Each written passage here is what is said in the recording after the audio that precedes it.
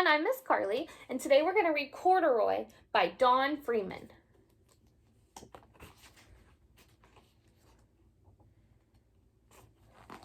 Corduroy is a bear who once lived in the toy department of a big store.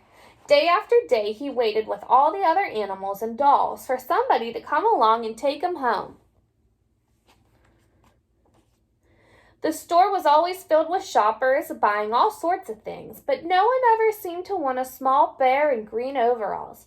Then one morning a little girl stopped and looked straight into Corduroy's bright eyes. "Oh, Mommy," she said, "look, there's the very bear I've always wanted." "Not today, dear," her mother sighed. "I've spent too much already.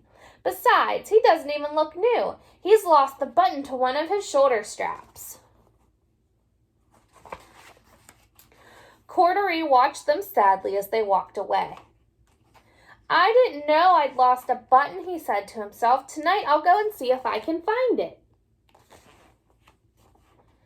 Late that evening, when all the shoppers had gone and the doors were shut and locked, Corduroy climbed carefully down from his shelf and began searching everywhere on the floor for his lost button. Suddenly, he felt the floor moving under him. Quite by accident, he had stepped onto an escalator and up he went.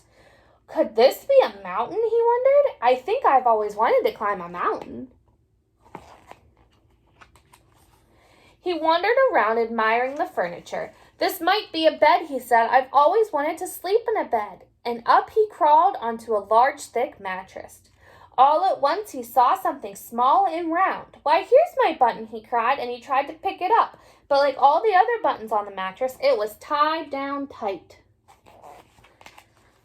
He yanked and pulled with both paws until pop! Off came the button, and off the mattress Corduroy toppled. Bang! Into a tall floor lamp. Over it fell with a crash. Corduroy didn't know it, but there was someone else awake in the store. The night watchman was going his rounds on the floor above. When he heard the crash, he came dashing down the escalator. "Now who in the world did that?" he exclaimed. "Somebody must be hiding around here." The watchman tucked Corduroy under his arm and carried him down the escalator and set him on the shelf in the toy department with the other animals and dolls. Corduroy was just waking up when the first customers came into the store in the morning, and there looking at him with a wide, warm smile was the same little girl he'd seen the day before. "I'm Lisa," she said, "and you're going to be my very own bear. Last night I counted what I've saved in my piggy bank, and my mother said I could bring you home." "Shall I put him in a box for you?" the saleslady asked. "Oh, no, thank you," Lisa answered, and she carried Corduroy home in her arms. She ran all the way up the 4 flights of stairs into her family's apartment and straight to her own room. Corduroy blinked. There was a chair and a chest of drawers, and alongside a girl-sized bed stood a little bed just the right size for him. The room was small and nothing like that enormous palace in the department store. "This must be home," he said. "I know I've always wanted a home." Lisa sat down with Corduroy on her lap and began to sew a button on his overalls.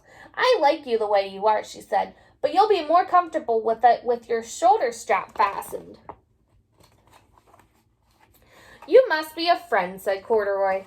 "I've always wanted a friend." "Me too," said Lisa, and gave him a big hug. The end. Have a nice day.